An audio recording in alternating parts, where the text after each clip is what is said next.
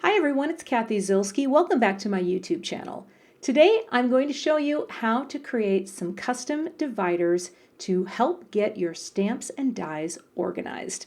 I learned this system from the one and only Jennifer McGuire, and I wanted to create a layered template to allow me to create my own custom dividers to get my stamps and dies in order.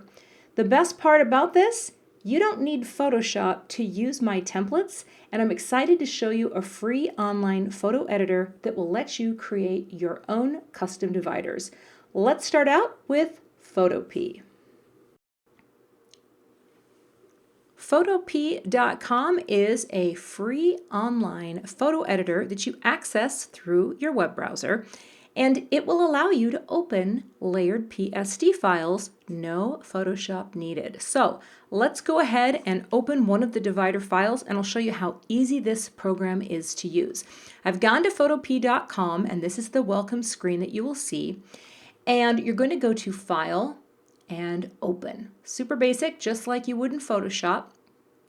And then you're going to navigate to where you download the files. Now I'm going to go to my blog folder and blog freebies, but yours will show up in your downloads folder.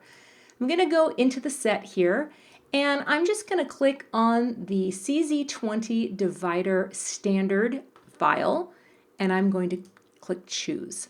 Now what will happen is it opens, and it will go ahead and it loaded the font that I have set up right here, which is called Open Sans. Now you can change that font if you like something different, no problem. But real quick, I want you to look over here in the right. Just like in Photoshop, there's a layers palette. And here, if I click on the eyeball and turn it off, it will turn on and off the company/category layer. Same thing with instructions. You can turn that off once you get good. And the background is locked, but don't worry about that because we're not going to worry about the background at all. Now what I'm going to do here is I want to zoom in. I'm going to grab my zoom tool here, and I'm just going to click so that you can see it more clearly. Oh, there we go. Now all you need to do is grab the text tool from this particular app, click on the text area, highlight it, and I'm just going to, for the sake of argument, go Simon Says Stamp. Now if you like this font, great. If you want to change it, you can highlight it like this, and then you can come up here and pick any of the fonts that are available to you in your, I don't know if this is just fully online. Actually, let's pick PT Sans just for the sake of argument. I'm going to change it to PT Sans, and now PT Sans has been loaded, and when I click away, you will see, let's get the move tool there, I now have my Simon Says Stamp title. This guide is just there to give you a visual reference of how big this pocket is. Now, I wish that you could just go File and Print, but you can't seem to do that for some reason from this particular free online editor. So here's what you're going to do.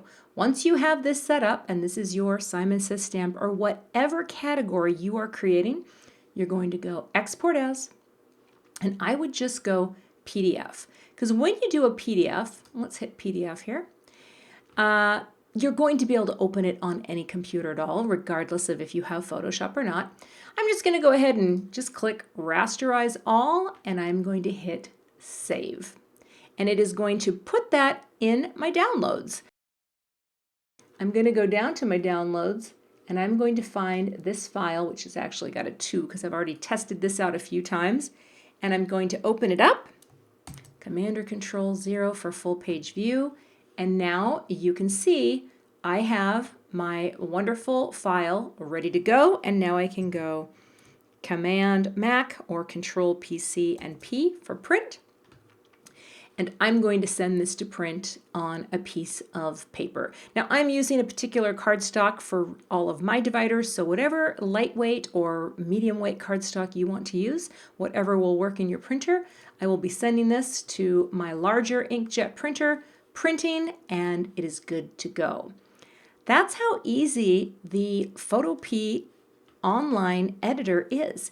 So you can do this and just keep changing the name. So let's say you want to go back in and go CZ Design because you have a number of my stamps and dies. Again, you would repeat. And then when you print it out, of course, You will have your paper trimmer instructions right here that tell you where to cut, how to cut it, and that it will be perfect and ready to go to be laminated. That's how you do it without Photoshop. Pretty cool, huh? Just for fun, I'll also show you how to do this if you do have Photoshop. Now I'm here in Photoshop Elements 18. Let's go File, Open, and I'm going to locate the dividers. Let's go with the small dividers. Click Open. Now this file is for the smaller pockets that you can store your dies in, and so it is set up to get 2 out of 1 sheet of paper. Now I've got my zoom tool selected here, so all I'm going to do is just zoom. Oh, well, let's see, we don't want to do that. I'm going to zoom in a little here just so you can see it a little more closely. Actually, that's a little much. I'll zoom out.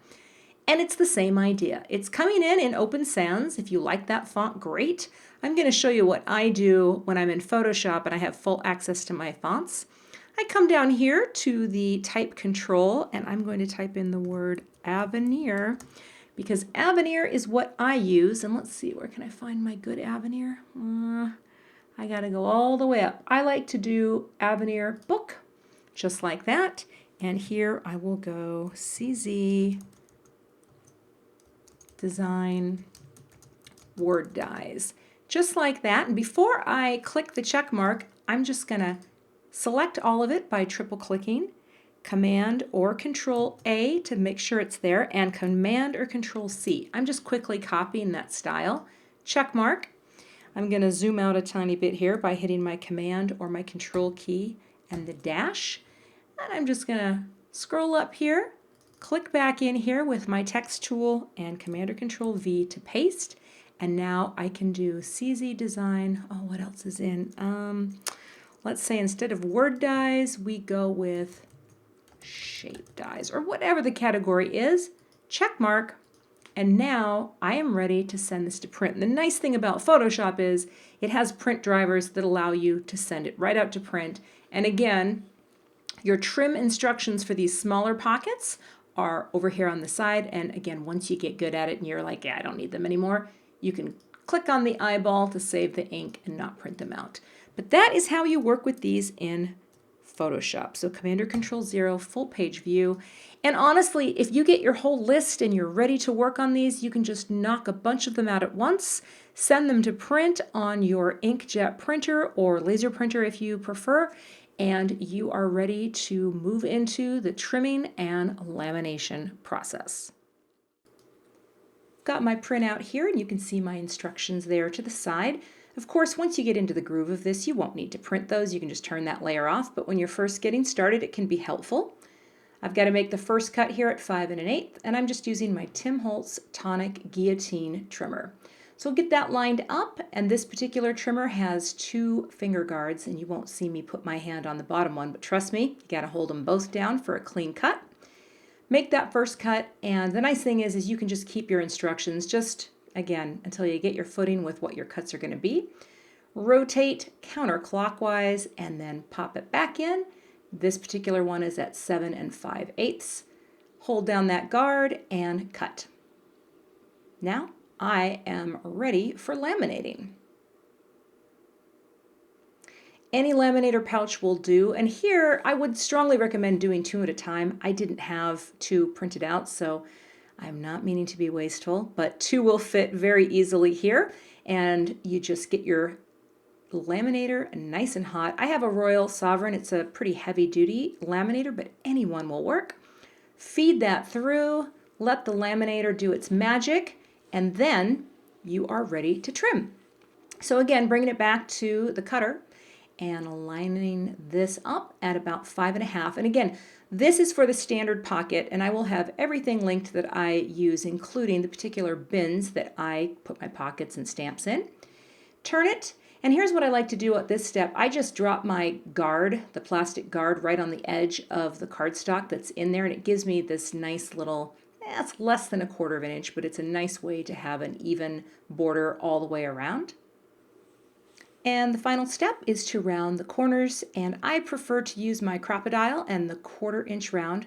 This tool I've had for probably 15 years, and it cuts through anything like butter.